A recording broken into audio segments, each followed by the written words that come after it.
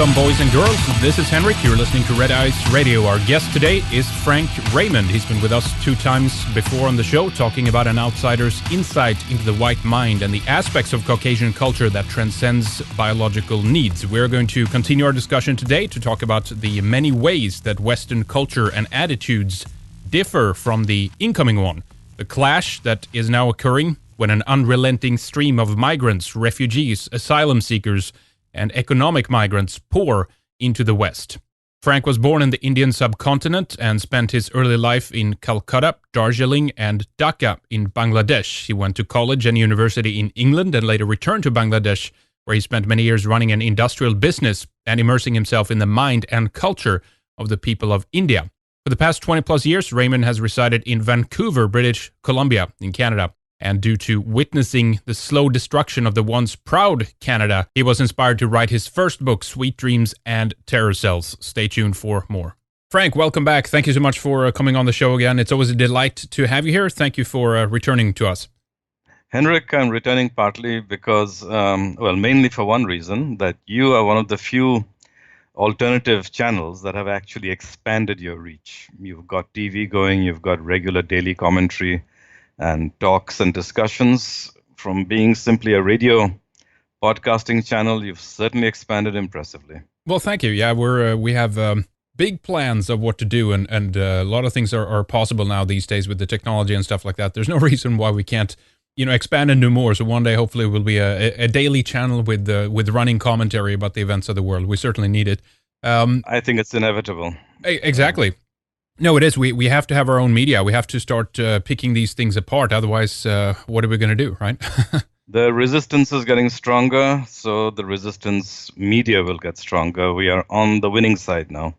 Absolutely. A lot of people talking about, the kind of topics that we bring to the table. We have presidential candidates mentioning us. We have media, being freaked out about the rise of all of this. So I'm encouraged, after all. We're on the right path, it feels like. But Frank, it's always a pleasure to speak with you and hear your stories. And you have an idea where to go today. You expressed a desire to come back on the show, and you have an outline. So why don't you introduce where you'd like to begin today? Okay. So I wanted to start off by a very brief amplification of some past issues we talked about. And then I'll go into the topic I had in mind for today. So suppose I surprise you with we talked in the past about the fact that white people physically had more diversity among themselves than the rest of the world put together. That the rest of the world all has black hair and dark brown eyes, or dull brown eyes, all of them. Whereas among whites, there are so many hair colors and so many eye colors. So when we talk about diversity, you lose it if you, when whites are gone, or you have more diversity than can possibly be imagined. Remember we talked about that? Oh, yeah, of course. Absolutely. Now, people don't realize it, but there are other things that distinguish whites. I'll just mention one. I was talking to some Asian people the other day. And when they go to a beach, they really like going to beaches to watch all the white women. And you wondered why. Of course, there are obvious reasons. White women have the more attractive, pale skin, and the pale faces, which show the expression and the openness, and so much better than a dark face. The dark is the absence of color.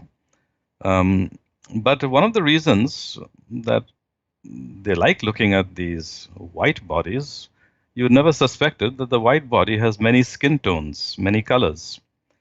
You see a white person on the beach, and you have to see it for yourself, not through pictures or video. If you're there, you'll find that they have quite a few colors on a single body. A white person will have the ivory color of the skin, and then the reddish near the cheeks, and reddish in places, and there'll be a kind of vermilion brownish red. So it's a kind of a symphony in colors quite often. Not every time, but quite often a white body will have a symphony in colors, and you see that particularly on a beach. Have you noticed that? Yeah, it's an interesting point. I haven't actually thought about that before. Yeah, so you have you have some ivory white, and then you have some pink. and you have a brownish pink as well. And that makes it more attractive than a monotone colored body. Interesting. If you put a black woman on the beach, it's all one color. Right. Right? Less interesting, not a symphony of colors. And that's why your Swedish Nordic women are so attractive. There's a lot of colors there in their face. Just look at the face of a Nordic woman. You'll see the brown or blonde hair, or maybe red hair, the whitish skin, and the very different color of the eyes. The blue or the green is very different, and the lips are red. Quite a few colors there. Yeah, true. Makes it more interesting. Whereas on the opposite end of the scale, you'll see a African Negro face, and it's all one color. The hair is black, the skin is black, the eyes are dark, and the lips are black. Much less interesting, isn't it? It's funny because we hear all the time not even only in Sweden, but that we're dull and plain and boring. We have prime ministers talking about how we all look the same in Sweden. It's true. Well, I urge people to just look at two images, one of a Scandinavian woman, the face that is, and one of an African woman. And guess what? You'll find the Scandinavian one is so much more vivid and striking and startling and looks at you, seems to jump out at you, that image. And the black one is rather boring, and you can't quite see all the features because it is black. It doesn't display the features very well. That black color, it absorbs light, you see. And you'll see the difference in the coloration. So many colors for the Scandinavian and only one color for the African. That's why all over the world people value the Caucasian women. Well, that's one of the not just one. Not that's not why. That's one of the reasons. But the multiplicity of colors is something a European might take for granted, but we don't. Right. Yeah, so I can assure you that colored women would kill to have that striking this palette of colors on their face. They'd kill for it. Well, you don't know. So sometimes I feel it's a kind of if I can't have it, no one will. Right? It's kind of instead of settling with this idea that it's like, yeah, diversity comes with all the differences we have, and kind of accepting that. There seems to be a level of jealousy there, specifically when it's concerning the women anyway. I've noticed that. Well, it certainly is there. Envy is omnipresent, racial envy, and that, of course, leads to racial hatred. And that's something I'll come to in a little bit. I'll give you a specific example of that. Mm-hmm. But definitely envy leads to hatred. And you have to people have to be conscious that when they're weaker, when they can't defend themselves, when they're a minority, that'll be a very big problem. You will not be able to protect your own people, protect your own daughters when the time comes. Very worrying, extremely worrying. Yes. Yeah. So we have talked in the past about the energy conservation constraint, right? Yes. What I mentioned was that, well, very briefly, colored people are very strongly imbued with an energy conservation constraint, which constrains them to look out for, number one, to look out for material things, for food, for experienced biological needs such as sex and love, but not go beyond into something like abstract mathematics or philosophy so much, not go beyond into, say, rock climbing. Rock climbing doesn't put bacon on the table. We talked about that, and I said that's what makes a white society so much more vibrant, with people going parasailing and parachuting and hiking in large numbers. Remember? Absolutely, yeah. And I want to say as well, by the way, that folks go back in the archives and listen to the two shows that we've done with Frank already. Some great stuff in there, some very interesting analysis, some of the problems that we discuss on the show, and Frank has a kind of a unique position to discuss them, as he's been, basically seen many different cultures and people, lived in different parts of the world, and therefore I think is uniquely equipped to kind of discuss these, maybe more pertinent than other people. So definitely check those two shows out, folks. And of course, a lot of that is covered in my book. Those who read it come back to me saying, "Oh, we never suspected all these differences. Never suspected they had these unique qualities." The book was Sweet Dreams and Terror Cells, and I'll just mention very briefly. It's available on Amazon.com and all the Amazon outlets, and right now it is now available on paperback as well as ebook. Great. You said it converted a couple of liberals too. Tell us about that briefly if you can. Oh yes, I have checked out more than a dozen liberals that I've got them to read the book, and they were liberals, very fanatically liberal. But after they read the whole book, they're different. They've changed their minds.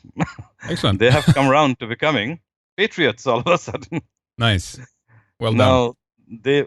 what they told me was that the things that I mentioned in the book about the way of life they would lose, or the soul of Caucasian man and woman, of the unique qualities of whites, no one ever mentioned it to them.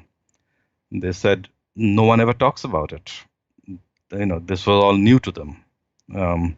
When I mentioned in the book that they go have fancy dress parties and will dress up for a fancy dress party and not be ashamed to walk down the street, catch a bus or a train to go to a fancy dress party, where they're not ashamed to dress up as Poison Ivy or Batman, but no colored person would be seen dead doing that. And they don't have such a thing as a fancy dress party in the whole colored world. Never has been. Now, they were surprised. They said, we didn't know that. But after reading the book and reading a lot of little details like that, details such as there's no such thing as a dog show in the colored world. They said, we never suspected that there's no such thing.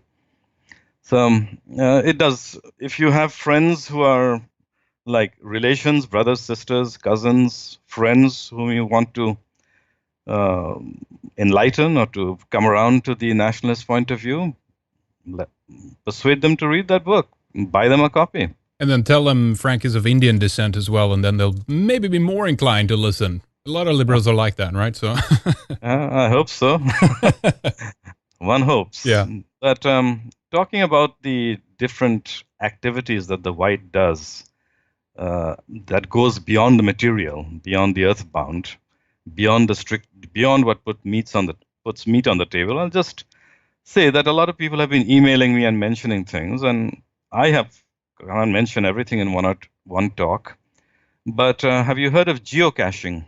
Yes. I actually have several when I've gone out to, some of these old burial sites of these mounds and tumulus, Kurgan hill mounds, which is basically, the ancient way of the pre-Christian way of burying people. When I go out to some of these, I usually and search for either the GPS location where I'm at or whatever. I usually get a lot of hits for geocaching sites where people go out and hide stuff in the vicinity of these places, Yes, it's very big in Canada. People put some stuff, not expensive stuff, just interesting stuff, in a little plastic container that's fairly well sealed. They hide it somewhere, and they even put a logbook into it. You write into the logbook your name and when you found this cache. And they hide it somewhere in a hollow tree or under a log or under rocks. And you give people put it on a website with the GPS coordinates. And people go out there, and if they find it, they put their name in the log. And they might add a few things. They might take something and exchange something, or they might add a few objects. And it's a bit of fun. And, above all, it gets people out. It gets them walking. It gets them out into nature. It gets them some exercise to go out in the countryside and look for stuff. And it's fun. But something? It is a purely white activity. All the people into geocaching are whites. Now they say there's no difference between races, and as soon as Chinese and Indonesian people come to Canada or America, they'll become as American as you and as you. Right. But they don't go geocaching, do they? Good point. Geocaching has something interesting called the travel bug. You can put a travel bug into your little box, and the idea is if someone finds that travel bug, they will then put it in a box somewhere else, and it'll be recorded as this little bug moves from one place to another. You can track it on the computer, on the website, and some of these travel bugs go across the country and into Europe. A guy might find a travel bug in a geocache somewhere and take it to Europe, and then he'll say, "Okay, now this travel bug number so and so has now traveled to Germany." That can be quite interesting. It's Yeah, a it's bit of pretty fun. cool. Yeah. Yeah, a bit of fun. But that's the kind of fun thing that is not material, not an experienced biological need that only whites do, because they'll do things that are not strictly material. For example, rock sculptures. I go hiking a lot, and I see by the trail sometimes people make little rock sculptures, a flat rock and then another one on top of it, another one balanced on top. They make a kind of something a little interesting with these rocks. And sometimes they make a cairn, a pile of stones, and sometimes a stone is somewhat cylindrical in shape and it can look like a pillar. And they make a little shape with rocks. I've never seen a non-white do that. That's kind of strange, but no one seems to take out the time to do these things out of interest, to make a little rock sculpture just for the hell of it. And they make the trail more interesting to walk by. Yeah. Now, whenever I say one of these things, there's some little pest or persnickety type who'll say, no, you're wrong. There is this exception or that.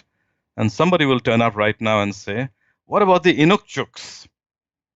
Now, for those who don't know, native Indians at one time made a rock sculpture that looked like a human being. Looked a little bit like a man out of rocks. And they called it an Inukjuk. But the Inukjuk is not a fun thing. It's a very functional thing. It points the way. It points the way towards a destination or towards a pool of water so that the person can get water to drink and not die out. So it's a road sign, basically. It's like a road sign. Exactly. You're right. It's like a road sign. Then Inukjuk is not a fun thing. It's not a hobby. It's not a recreation. It's a very functional thing. So when I say rock sculpture, I mean just that, sculpture for art. For the heck of it. Yeah, for the heck of it. Yeah. There's something else white people started up and still do. It's called the time capsule. You know what that is, right? Oh, yeah, of course. Yeah. Yeah, we had the one that was found just recently, apparently, by Mussolini under the obelisk that he built in Rome in the 30s. It was kind of interesting. Yeah. The fascist message to the future. Anyway, go on. Oh, yeah. You're absolutely right. I heard about that. You're absolutely right. There was a time capsule. People have been doing this out of a sense of connection to future generations and to the future. Something from the past to the present, something from the present to the future. And right here in Vancouver, a time capsule from 1936 was dug up by the Vancouver Historical Society back in 2006. And they found it fascinating to see how life had changed and how people lived back then. All those photographs, all those letters of ordinary people, all the objects they used, the kind of stoves they used it back in those days. Now, that's not something you'll find in any non-white society. In the one time it was done in India, it was done for a vain purpose. India had this rather dictatorial leader named Indira Gandhi. She just wasn't going to give up power easily. But she buried a time capsule to glorify herself, to represent herself as a kind of semi-goddess, as an eternal leader, as the one person who led India in the post-imperial times. And guess what? There was a kerfuffle over it. There was a fight. There were a lot of protests about this time capsule, and they had it dug up and the contents destroyed. Really? Yeah, political opponents actually had it destroyed. Instead of doing it just as something, as a expression to future generations, as something of historical interest or value, they actually turned it into a political game. Unfortunate. But I did mention to you, but you should note that the time capsule goes back to something we talked about before, that Caucasians have a unique connection with the time stream, something of the past, something of the future, you know, futuristic stuff. Right. The book novel, The Time Machine, by Wells, H.G. H.G. Wells. Wells. Yeah. H.G. Wells. The idea of time travel, of compression of time. Uh, this time capsule idea is part of that white comfort with the idea of the continuum of time, not just living in the present, but thinking of time as a continuum. That's a very Caucasian, or almost very strongly Caucasian kind of thing. But I really wanted to talk about the fact that there is a Vancouver Historical Society and there is a Burnaby Historical Society. I live in a sub-city of Vancouver called Burnaby. We have a historical society here, and they look at this city that was only about 150 years old. And yet they want to trace how it began, what the first settlements were, where was there the first farm in this very busy place called Granville Street, very busy, very built up, very urban. But at one time there was only one farm there, and then there were two, then there were three. And they want to know what happened back then, how the people lived, how it grew up. Almost throughout North America, even though some of these cities are only 150 years old, some 100 years old, there is a strong historical sense. I was in Oregon in a city called Bend some months ago. Oh yeah, Lana's from there. Actually, I've been there many times. That's a beautiful city, isn't it? Very, yeah. Now, by the river, I believe, there was a natural park. I saw a small concrete structure, and not small, quite big actually. And it wasn't quite it was like a very large oven, I thought, some other. And I was quite fascinated. I said, what on earth is this thing? It looks strange. It looks different. And a woman who was working there, she was working for the park, she was an employee of the parks board, told me of his history. She said that during the Depression, they tried to get people employed, and the state employed them. And they wanted them to build up things in this area, and there was no housing. So they lived in little tents, and they had this structure, both as a kind of place where they could cook, a very large oven inside it, and they could take shelter in it. And I said, well, how do you know all this? She said, I take an interest in history, in the local history, and things like this. They are part of our past. I take an interest in it. Now, there is no historical society in any city in India, in any neighborhood. What I'm trying to stress is that this is a grassroots activity. The historical societies and the interest in the history of your own community and neighborhood is a very grassroots thing. It's not of the intellectuals. It's of common people, mainly middle-class people. It's uniquely white.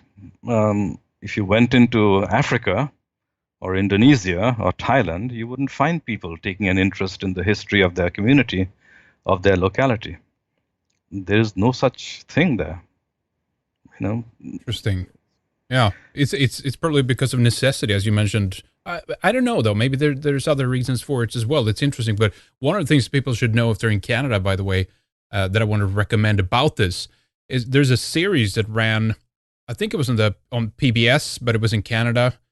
It was about the different settlements of Canada. One really good one was called Quest for the Bay, where actually 8 of these people, actually they rebuilt a York boat, a wooden boat, and actually trekked the same way that people who fur traders did for the Hudson Bay Company in like the 1840s, and they retraced their path and stuff like that, and they made it into a television series. Really good stuff, and it was like very interesting. I bet you pretty unique as well in the context of things here. Yeah, I think that would be a wonderful thing to watch. It was a heroic time. It wasn't easy for those people to search the bay. It's amazing to see how these people today they were more or less unable to perform some of the things that they did, in the 1840s. Mm-hmm. Amazing. Yeah, so whites have a glorious history of carving a civilization out of the wilderness, acts of heroism. And yet in schools, they're taught that they have a bad history. And sometimes they're taught they have no history.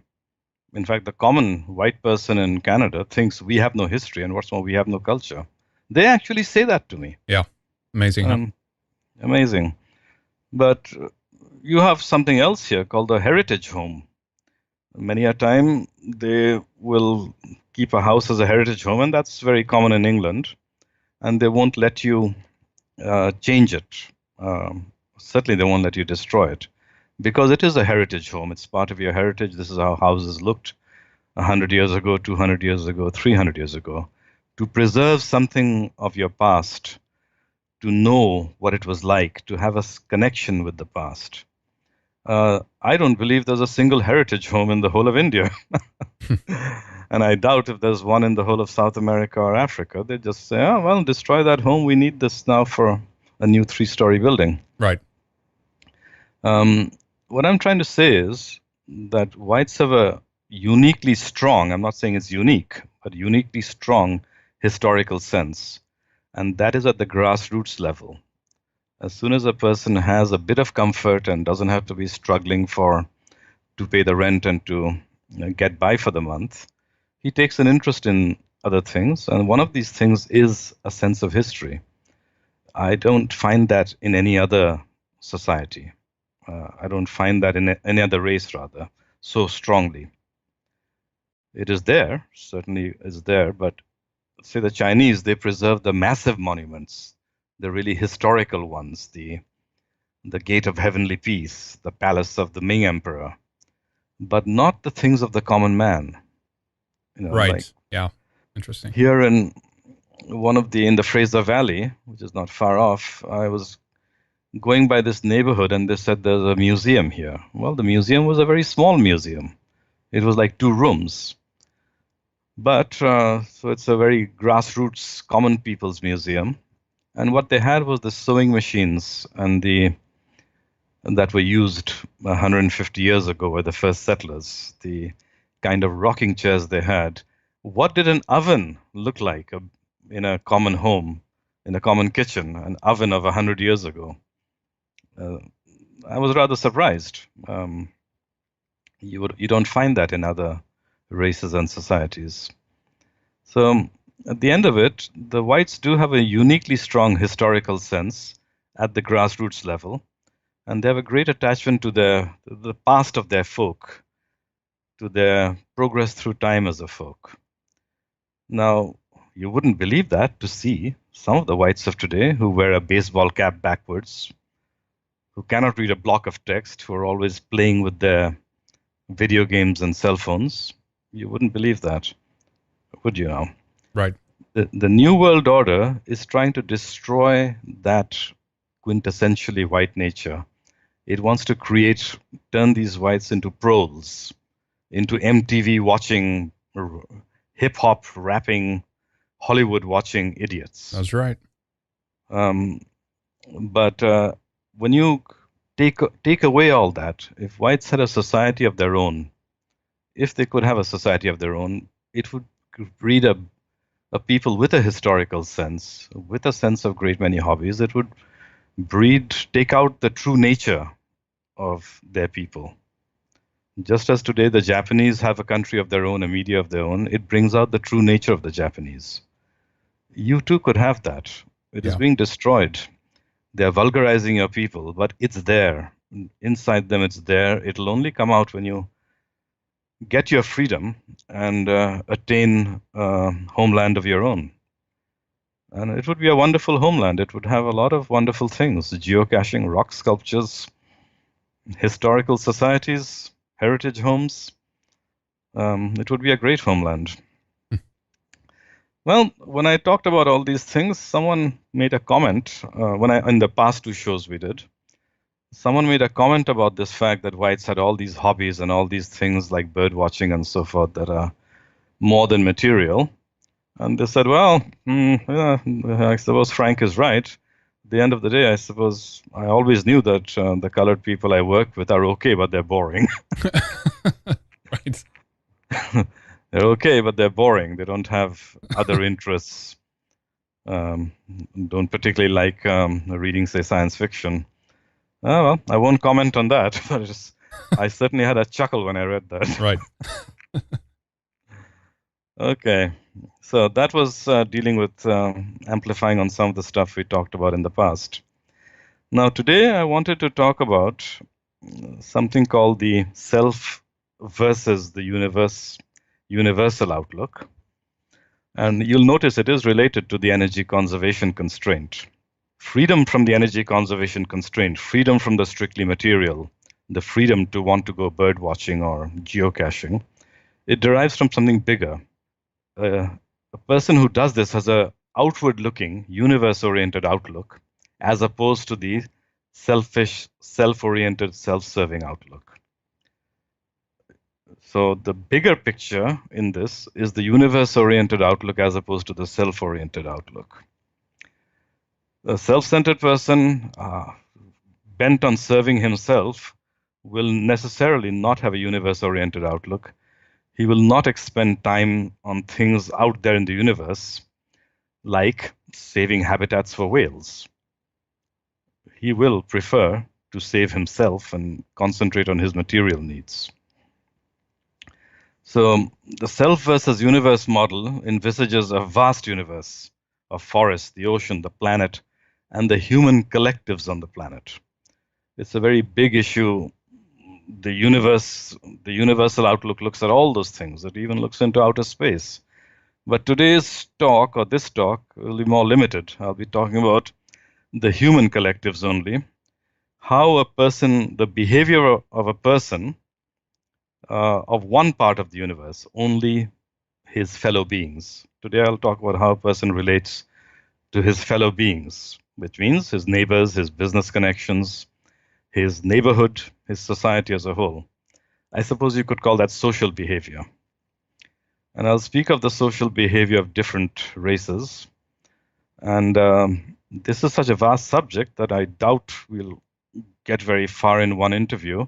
But if people find it interesting, we can have another interview to continue with it. Sure. Yeah. So, first of all, I will say you will need an outsider viewpoint to know about yourself and about what distinguishes you from non-whites. The outsider, people will agree with that often an outsider can tell you more about yourself. But you also need the outsider viewpoint from something else. You need it to know what the out-group is like. What are Africans like? What are mestizos in Brazil like? And you know why you need an outsider to tell you? Because the media lies to you about That's them. right. That's why. Yeah, that's right. The media lies to you, so you do need an outsider sometimes to tell you the lowdown, the real facts. You've heard the expression they used in, especially on Black Americans, give me the lowdown, man. Right. Now, the liberal lemming, the liberal lemming or the muggle, you know what a muggle is? Yeah, I think we talked about that last time. Didn't you mention it last time? Yeah, Muggle? the muggle. Yeah, it's from Harry Potter books. That's right. Muggles are ordinary people, normal people, normies, non-magical people. The plebes, right? That's another offensive term for it, yeah. Whereas Harry Potter and his group, they have magical powers. They're not muggles. The average muggle, and certainly the liberal lemming, has this idea from the media and from the regime that the colored peoples are better, nicer. Not just the same, but better, nicer, kinder, only they're handicapped by poverty. That's the only difference.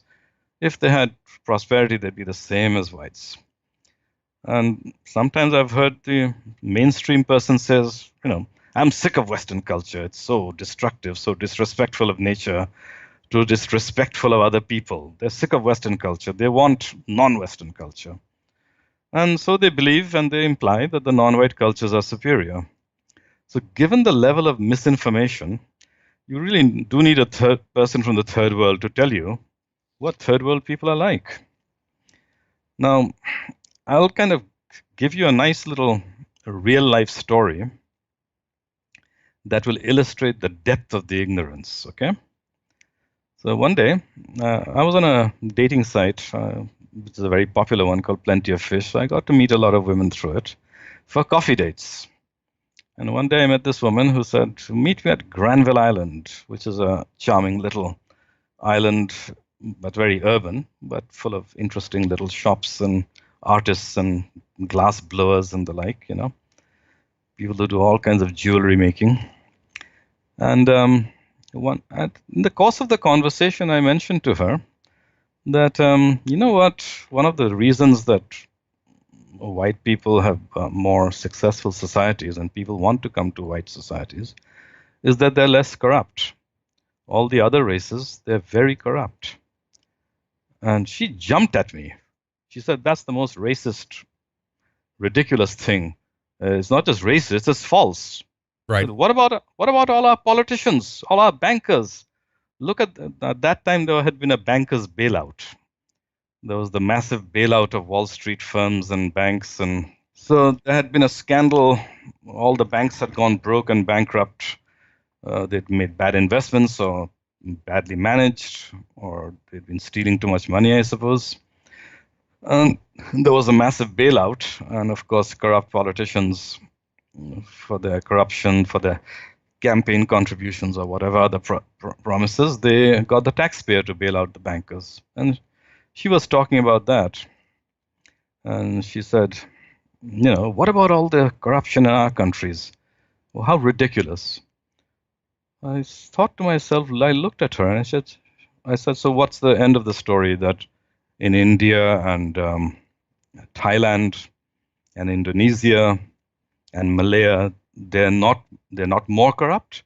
So absolutely not. They're just the same as us.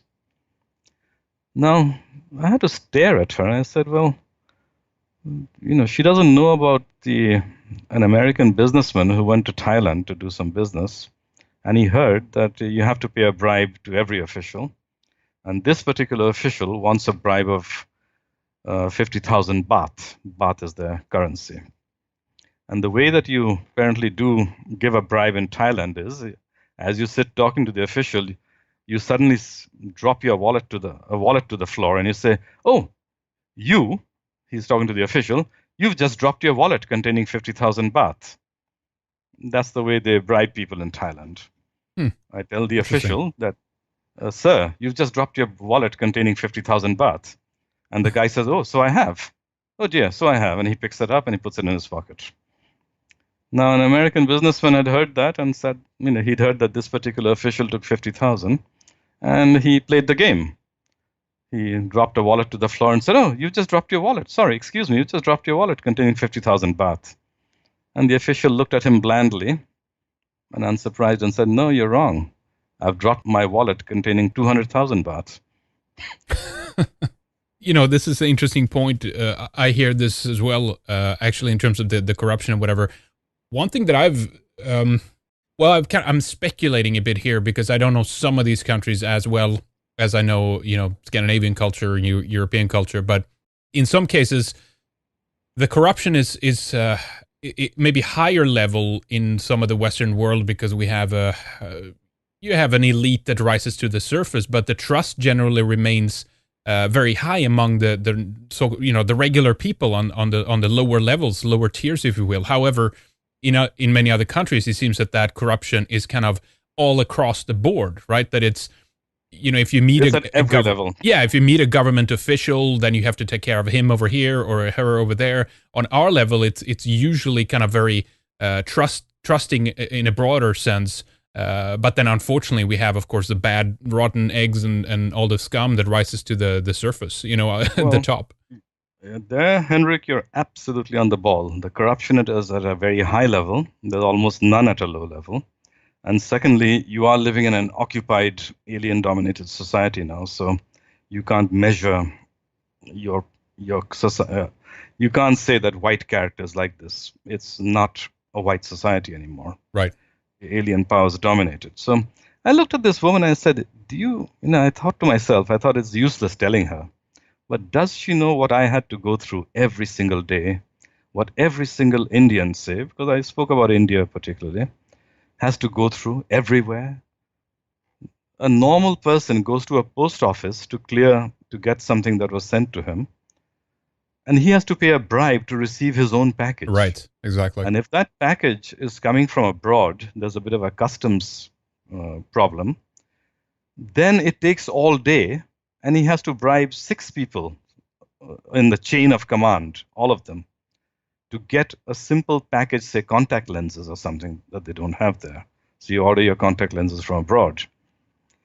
Even that, he has to be harassed.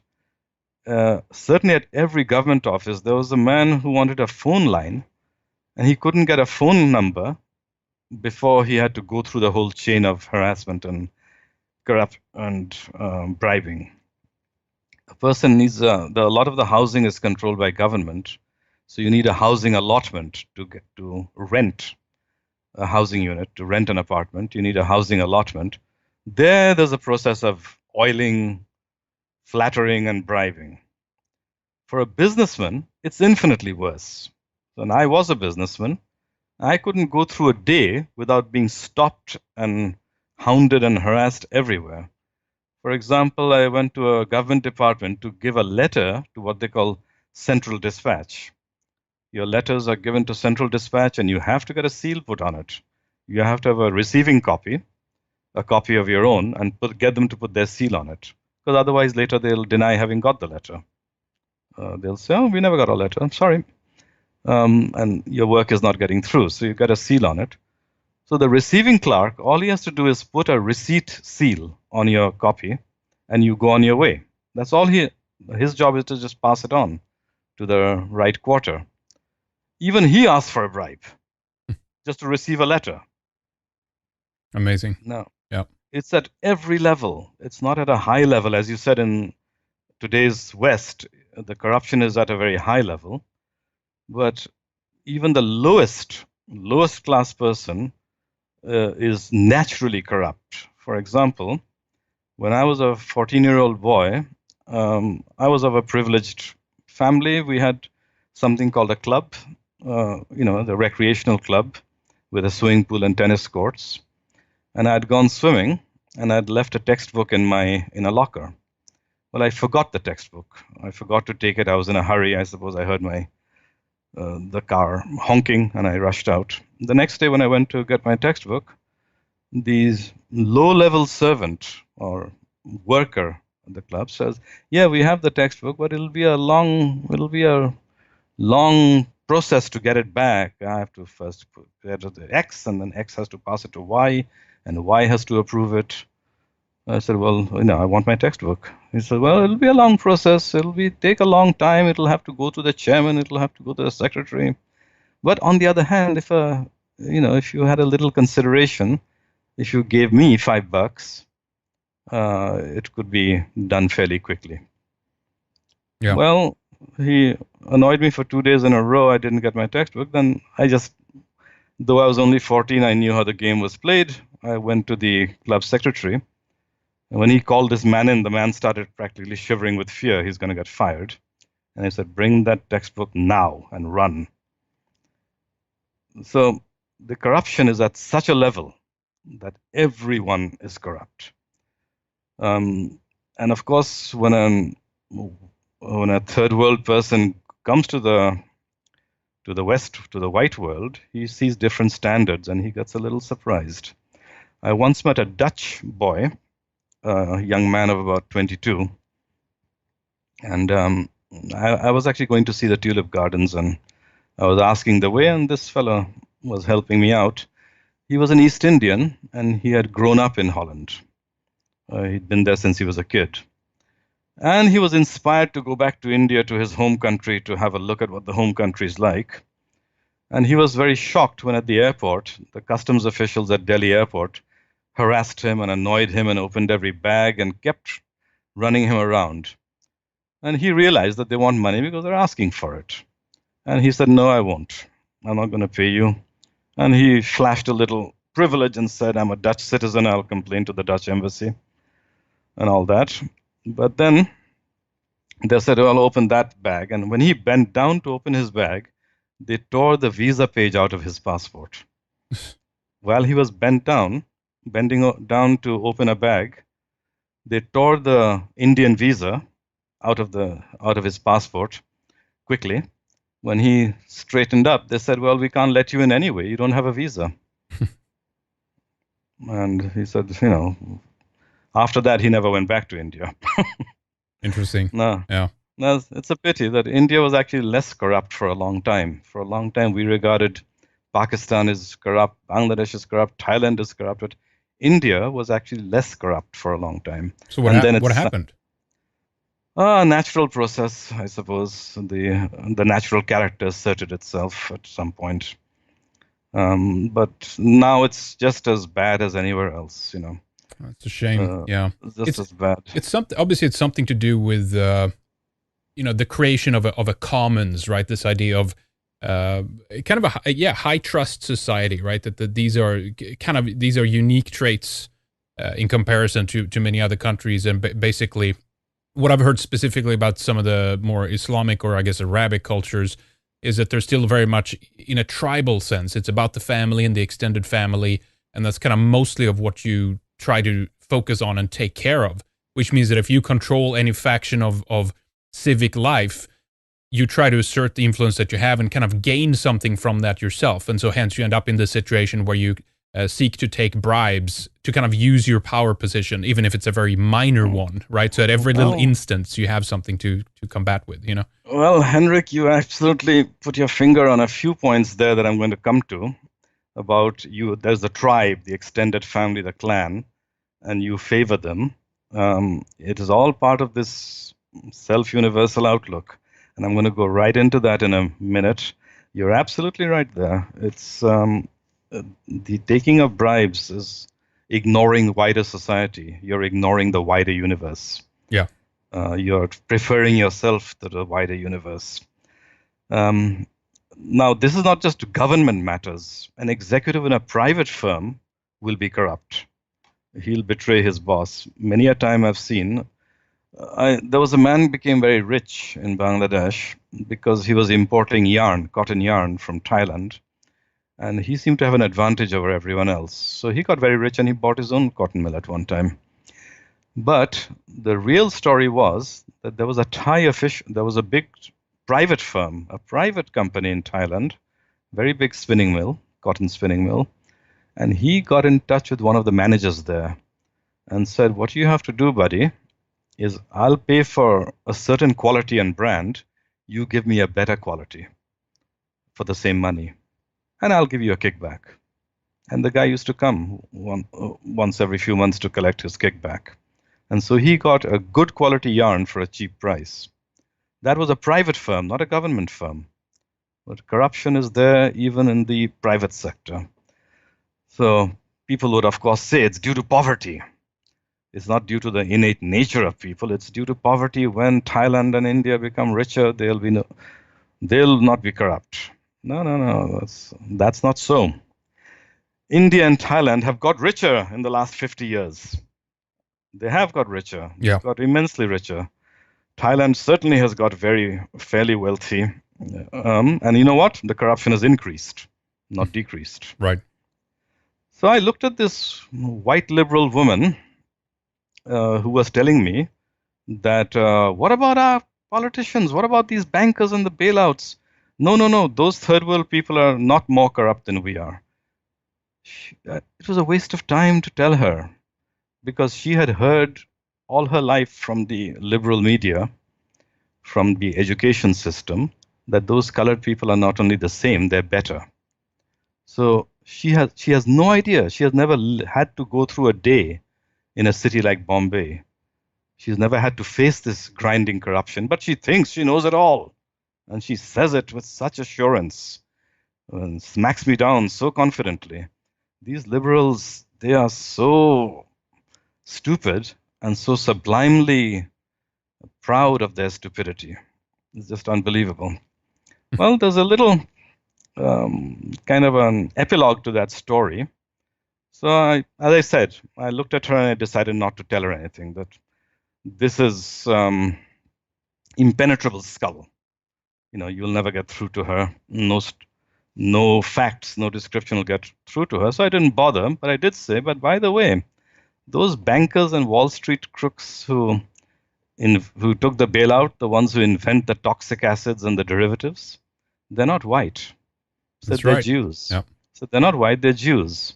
All those bankers and Wall Street crooks, even the insurance giant AIG, that is American International Group, which got a huge bailout because it's too big to fail. I said, even that's run by Jews. Yeah. And who granted it? Exactly, the Federal Reserve, right? From the Federal Reserve, which masterminded the bailout, to Goldman Sachs, the masters of the financial system and the criminals behind the bailout, they're Jews. Yep. And I said to her, hair will grow on my palm before they let a white man anywhere near the real levers of power.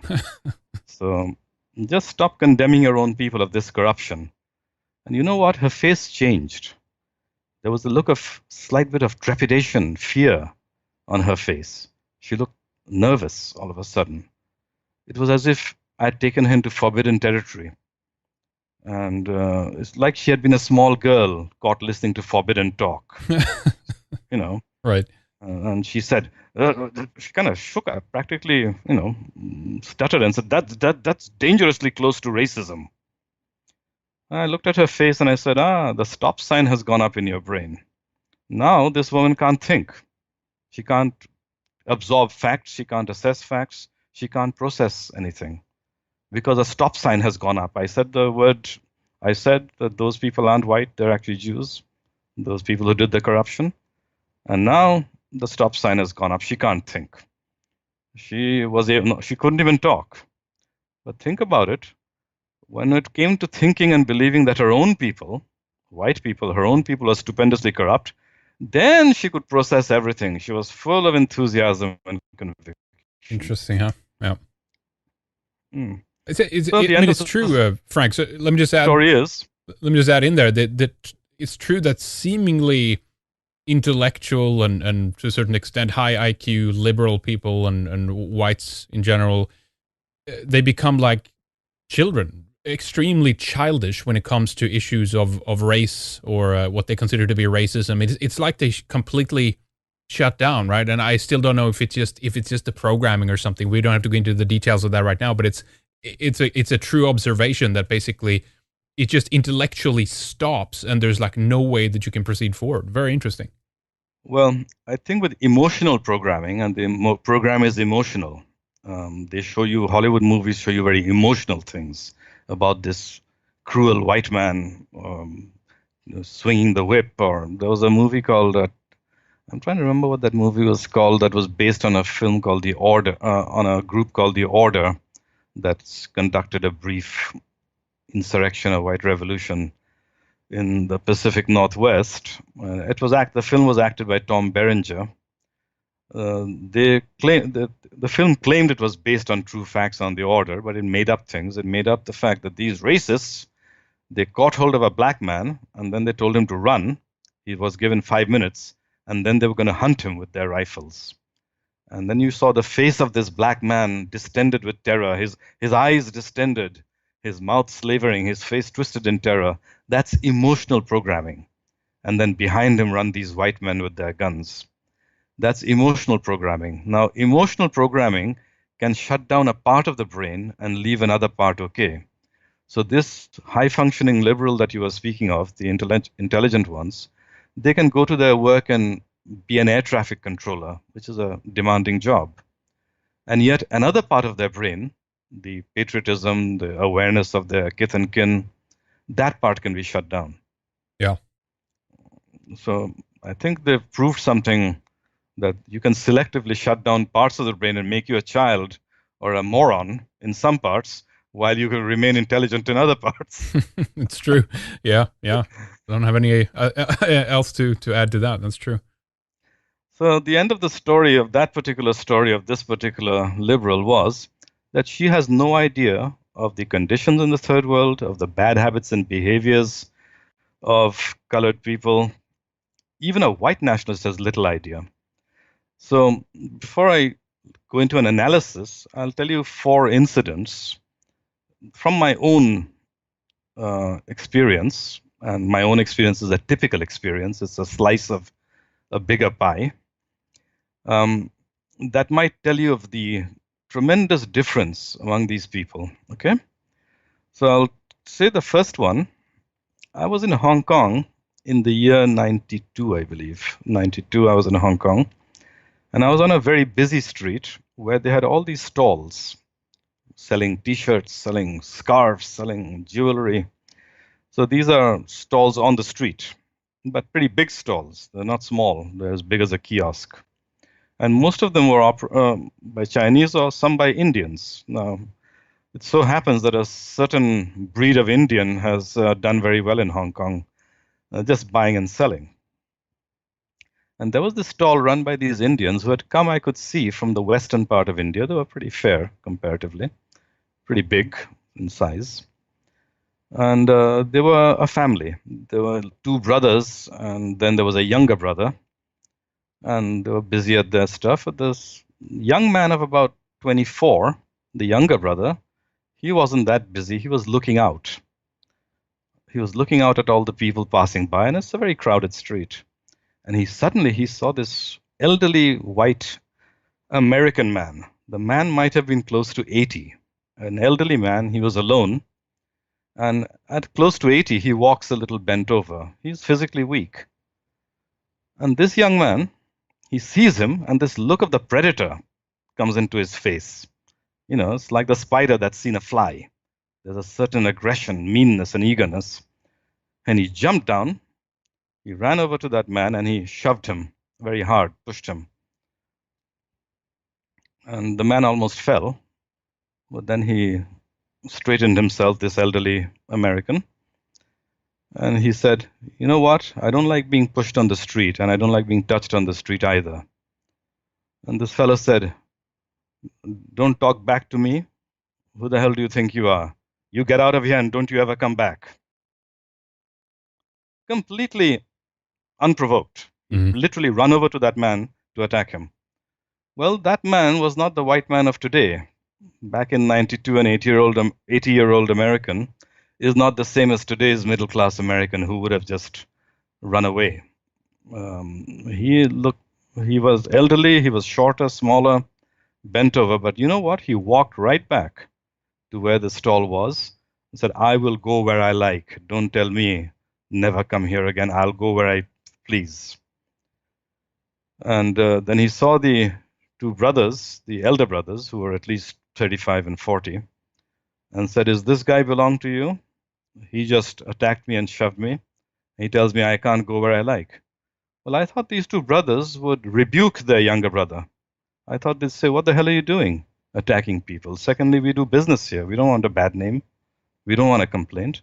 But instead, they started mocking this elderly man, the two brothers, and one of them said, "What do you mean you want to go where you'll go where you like? You want to go to the moon?" I'm trying to copy his accent. "You want to go to the moon?" He said, "I'll go where I like." And they said, what does this guy think? He's mad." So all three of them were surrounding this one man, and they're saying, "You get out of here and don't you ever come back again. Go fuck yourself." Well, I was watching, and the man said, "Yeah, I'm going all right. I'm going to the police." And he walked off, still erect, still proud. And then this youngest fellow noticed me watching, because I was watching very quietly. I was just watching. He looked at me, and he looked at me twice, thinking, is he going to come over and try bullying me? He says, "What's your problem? What are you looking at?" He decided, after a second look at me, he decided not to say anything. But I noted that incident. Now, I ask you something, Henrik. Never in my life have I seen a white man do that to a non-white. Never. Right. Even when these people are intruders in their country, when they're taking over their neighborhoods, yep. But they don't go and attack a helpless person for the fun of it, or to assert some envy that is burning them up. Right. I've never seen a white man do that. Yeah.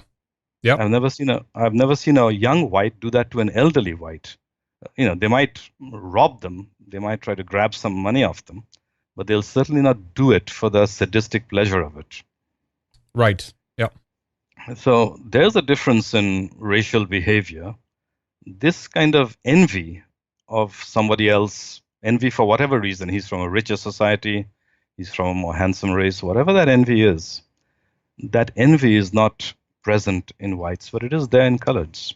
Do you think, Frank, that let's assume that we would remove kind of the hatred that we get in the mass media these days, in Europe and in America that it's very hostile to the native population. We're charged as being these racists and suppressing other people all the time and these kinds of things. And I think it exacerbates this problem immensely. But let's assume that the liberal press would just kind of stop with their activities. Do you assume that this would diminish or go down, these kinds of attacks, or would that still be there? Is it, what I'm saying is it an artificially kind of induced issue, a problem, or is it there by default to a certain extent? No. It's there as an innate part of human nature. I just told you a story of Hong Kong. There's no liberal media in Hong Kong. Okay. Right. I thought maybe the UK still had influence there or something, and no, absolutely none. All right. There is nothing there. There's only Chinese movies, and there is no brainwashing going on in Hong Kong. I've seen similar things happen all over the world, in the third world, where it's just pure racial envy. It is an envy of a more successful race, of a more good-looking race, of a race that has happiness, obviously. It's envy of the rich tourist, partly, that he can, with his wad of dollars, he can buy what this person can't earn in 6 months, right? Right. It's envy, but the main envy is physical. It's the white body, those blue eyes that are so innocent, that seem to look out in a somewhat visionary way. It's physical. But there's a difference in racial behaviors. That kind of itching resentment, envy, and desire to hurt a complete stranger, it's not there among whites. I'll give you an example now from a true story of something that while I was running a small factory, this was in Bangladesh. I was running a small factory, and I had this fellow who was pretty needed in the factory. He was able to run a machine, which most people can't. But he was an aggressive man. His name was Hamid, a very Arabic name. All Muslims, by the way, in India, on the Indian subcontinent, have Arabic or Persian names. Yeah. So this Hamid was one of your more assertive people, one of your more aggressive people. He'd argue back. Though I was the owner's son, he would demand things constantly, and he'd claim that he was tough. He tried to show the other workers that he was a tough person. One day he was telling me that I'll take $1 more, but I won't take $1 less. I'll never take $1 less. If he works 1 minute past 5 o'clock, he will want overtime for that 1 minute. That kind of person, very aggressive, confrontational, unnecessarily confrontational all the time, not just asserting his rights, but confrontational all the time. And yet one day he came in looking as sweet as pie, looking as if he was like a horse that was about to whinny like a stallion. And I said, well, what do you want? He's looking like a young schoolboy asking a favor. And as it happens, we had a contractor, a carpenter on contract, a Hindu, and this contractor had wanted to borrow his tools. So Hamid says that the contractor, Harish, he wants to borrow my tools. I said, so why bother me? They're your tools. But, I don't do anything without your guidance, sir. He says, he's asked me for these tools. Shall I give them? He said it in Bengali. But he put his voice like a little schoolgirl. He spoke in an uncharacteristic voice, almost musical. Dimu, shall I give it? And I said, that's so unlike this man. He's practically speaking musically now. I said, well, it's your tools. Why are you asking me? You want to lend your tools to someone, you lend them. Why are you bothering me about it? They're not mine. He said, but sir, I don't do anything outside the parameters you set. And if you tell me not to do something, there's nothing, not even, nothing can force me to, nothing would make me do it. Now he's suddenly my disciple. He doesn't do anything without my advice, doesn't go beyond any parameters I set. And if I were to say to him, don't do this, he would never do it. He'd rather die than commit such an offense. Such a different behavior. Well, I didn't quite understand what the hell's going on. I said, well, I don't see any harm in it. And I thought that was the end of it. Except a few days later, he turns up and says that I lent my tools to this carpenter as you told me to. Now it's not permitted or advised. Now it's told. And he's damaged one of them. I said, well, he expects me to pay for it. He expects me to pay like $15 to replace that tool. I said, why the hell should I pay it? It's your tools, you lent them. But you told me to give them. You told me. If you hadn't told me, I wouldn't have done it.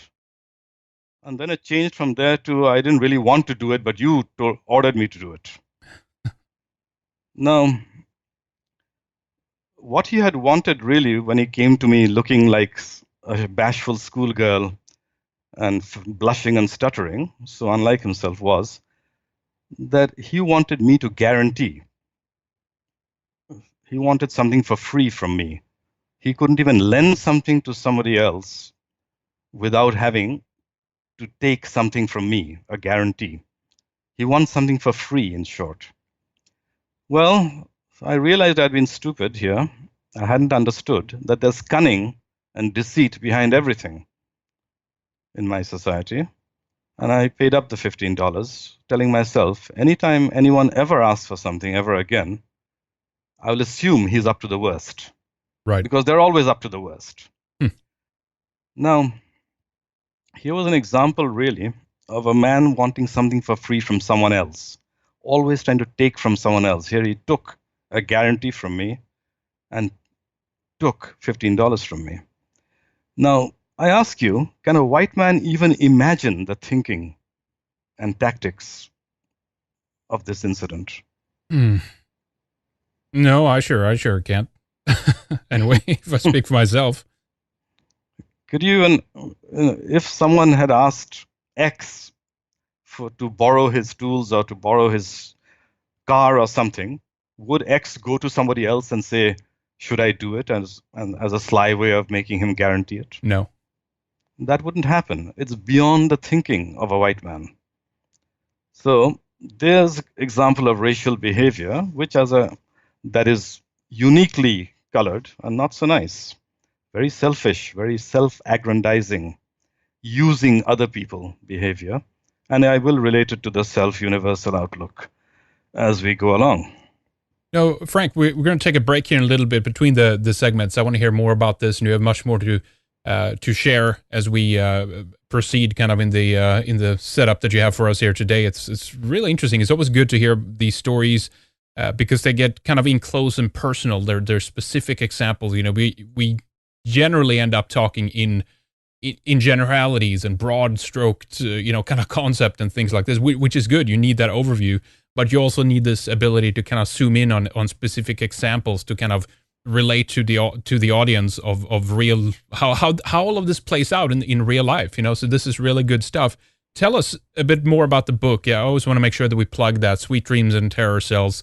You said it helps to convert, liberals. So we definitely want to have more of those copies out there being spread to people. Tell us a bit more about the book.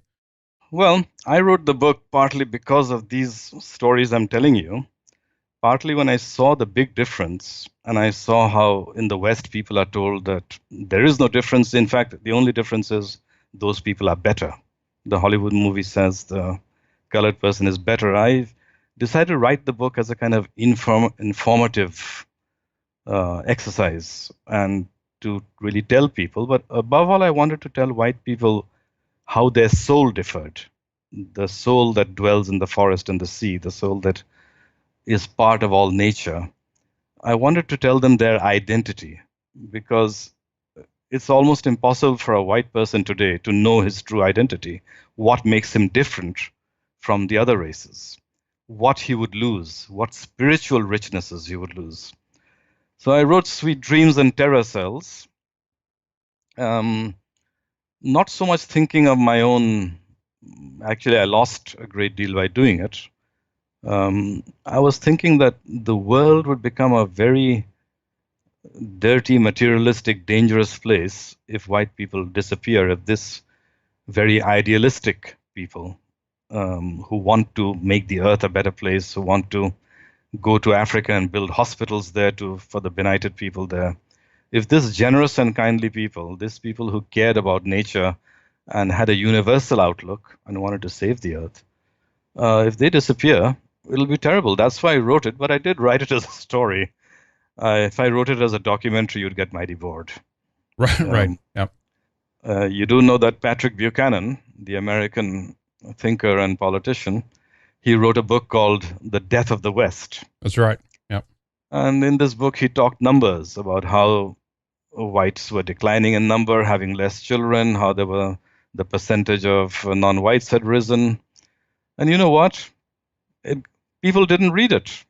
It made the bestseller list for a couple of weeks, and then now it's forgotten. Because a documentary, a statement of facts, is not very interesting. You need a story and characters and some real life stuff. Like you said, generalities alone don't do it. You need some more specific stuff. So I think that anyone who reads it will be entertained, not just informed, but entertained. And I did try to write it in a literary style so that people will enjoy the way things are related. Shakespeare is good because he can arouse emotion. That's right. Exactly. That's just it. So we need more of, in fact. So it's very good. We need these different angles to it. All right. So we'll have a link up, of course, to the Amazon page for the book. Is there any other way that you want people to reach out to you? Frank, I don't know if there's any emails you want to give out or if you have any social media channels or something like that for the book. Well, I think they really should just go to your Red Ice site and go to the YouTube video that you later put out. And if they want to know my thoughts, there's no point in contacting me about it. The thoughts are in the book. They are there. They are surprising. I think they should really just focus on the book. And now it's in paperback. It's so much easier to read. And I think the best thing they could do for their people, their country, their future, is to let their friends read it, their liberal friends. Let them read it. Let their sisters and brothers read it. Yeah. It does change the minds of people. So it's a very powerful tool for the cause against white genocide, for the preservation of their own neighborhoods, for that matter. Very good. Well, exactly. Yeah. Thank you again for speaking out for us, Frank, and bringing attention to it. We need all the allies that we can get all over the place, and we welcome everyone who sees what's happening in the world and the larger scope. I think, as you said, it's also something at the end of the day that's going to hurt everybody in that sense. All right, well, we'll have the link up. We'll take a short break here, ladies and gentlemen. Stay with us, Frank. Add one sentence. Sure, go ahead. Yep. They also need more people like you who will stand up uncompromisingly. If there were 20 Henriks in the world today, you'd have a much better. You'd have a much more cause for optimism right now. Well, thank you. I appreciate that. We'll get to the cloning here soon. So. All right, folks, we'll take a short break. We'll be right back. Stay tuned. More with Frank Raymond coming up. The second hour with Frank Raymond is coming up. We do the second hour of our show for members. This is how we can remain ad-free and spare you from commercial interruptions. This, of course, also helps us to grow and has enabled us to start new projects, such as our live TV show that we now do on the weekends. And we also want to get more people aboard and help to produce more and cover more. So if you like what we do, please support us. Sign up for a membership with us. It's only €6 per month. And we do have subscriptions from 3 months up to 2 years available. You'll get full access to our archives, over 1,000 shows and more added into it every single week. RedIceMembers.com is the website. Go there and we'll talk to you more after the break.